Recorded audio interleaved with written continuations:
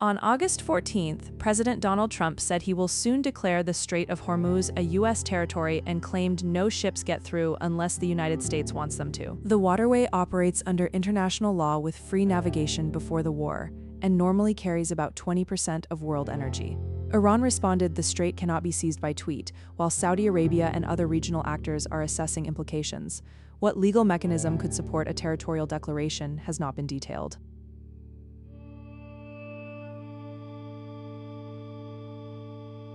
The claim would assert American sovereignty over the world's most critical oil choke point, where a disruption moves prices far beyond the region. The Defense Secretary warned August 14 the U.S. Navy can sustain a blockade of Iran indefinitely by rotating ships, describing it as a wall of steel no other navy can match, with Iran unable to get in or out and no timeline given, holding as long as needed. The Treasury Secretary has threatened unprecedented economic measures to press Iran to reopen the strait. Conditions in the strait are described as severely restricted and dangerous despite claims it is open, with parallel Houthi threats and attacks near the Bab al-Mandeb and Red Sea cutting alternative routes and raising risks of regionalization.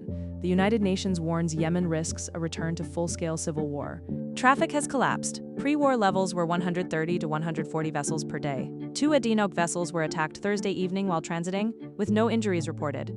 Kepler reported 13 vessels Thursday versus 9 Wednesday, while separate marine tracking reported 8 Thursday. A direct conflict on the Thursday figure. Traffic is below the monthly average, and an analyst citing Reuters data from the prior day estimated only about a quarter to a third of normal flow is getting through. About 1/5 of world energy normally moves through this single passage, which is why control claims carry global economic weight. Diplomacy is stuck. Oman-mediated talks have stalled 60 days after a Memorandum of Understanding and are described as at an impasse and inherently unpredictable. The USS Abraham Lincoln has been deployed since December, extended about 9 months and 240 to 250 days without a port call.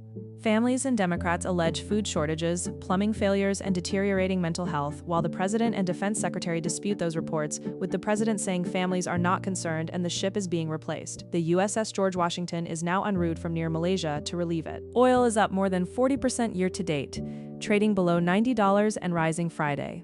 The International Energy Agency sees a 1.8 million barrel per day shortfall this quarter. The U.S. Energy Information Administration forecasts Brent at $85 in the third quarter, easing to about $69.27, while analysts say even with a deal normalization would take at least 6 months and longer for refined products. Pressure is compounding inside Iran, which reports about a 14 million liter daily petrol shortfall and halted a fuel ration price increase after hours over protest fears, with loadings halted at Karg Island and a leadership reshuffle underway. Inflation is cited at 90% in this reporting against over 130% reported earlier. Military costs are asymmetric, with MQ-9 Reapers at $30 to $50 million and 25 reportedly shot down versus Shahed drones at $30 to $50,000. U.S. operations since February 28 involved tens of thousands of personnel with 18 dead and at least 450 wounded. Unresolved is what legal path could support a territorial declaration, how a claim of total control squares with the sharp collapse in traffic and recent attacks on vessels, what operational plan and timeline back sustaining the blockade by rotation, and what unprecedented economic measures are threatened, and whether and when the stalled Oman-mediated track will resume. Like and follow for more stories that matter.